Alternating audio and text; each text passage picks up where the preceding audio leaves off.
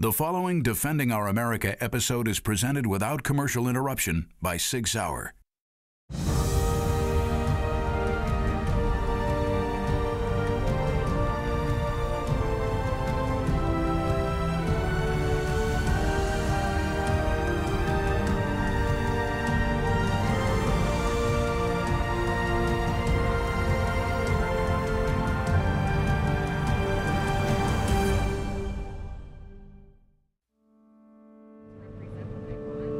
We were in South Chicago by accident.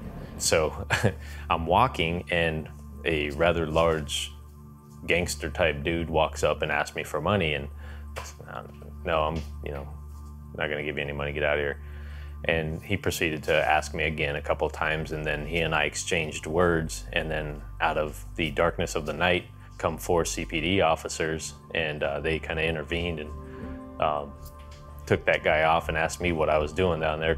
I told them, I'm an out-of-state cop. We're just looking for a restaurant. And they're like, yeah, you don't want to be down here without a gun. And I said, I have one of those. Yeah, but you probably need vests and all that stuff too, so it's probably not a good idea. I know for a fact there's places in Chicago that they will not go into by themselves. And I don't blame them. I've had the privilege to work in Chicago a couple of times, doing some gang stuff up there. And they are overrun with just evil. Someone kicks in your door, you pick up the phone and you dial 911 because you do not have a firearm because of what your government has said. Unfortunately, a lot of times by the time we're able to get there safely, it already has come to a bad solution. The citizens there are held hostage essentially by the bad people there, and the bad people know that they have the upper hand, and so they have kind of taken over that city, and it's just super violent. Within seconds, a warm evening at this Chicago park last night turned into a nightmare. We have a total of 10 adults and 1 3-year-old. That number would grow to 13 people shot and wounded. I can only imagine the level of stress that Chicago police have to deal with. It's just tragic. I can't imagine living or working in that environment. The key to any law enforcement job is the average day citizen being your eyes and ears. If I'm an average everyday citizen and I can't protect my own family, including myself, why would I be your eyes and ears as a cop? I'm only putting myself in that much more danger. And without the eyes and ears of law enforcement, there's simply not enough of them to be able to safely protect the people within their jurisdiction. If the cops can't stop it, there's got to be a reason why. There's a great deal of disunity and discord within the police department, or they're being held back politically. The cops in Chicago must have their hands tied behind their backs. There must be rules and regulations that are preventing them from getting out on the streets where they need to be and stopping these crimes. The gun laws in Chicago obviously do not work.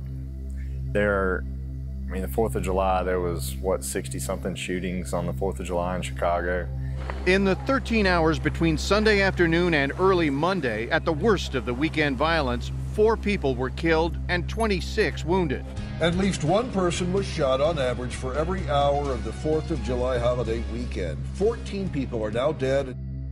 Those guns that are being used in the shootings, for the most part, they're illegal guns. They're being used in an illegal manner, and the laws are on the books, and it hasn't slowed it down a bit. So, just piling more red tape and more laws and more, difficulties for law-abiding gun owners to purchase and own a firearm is certainly not the answer.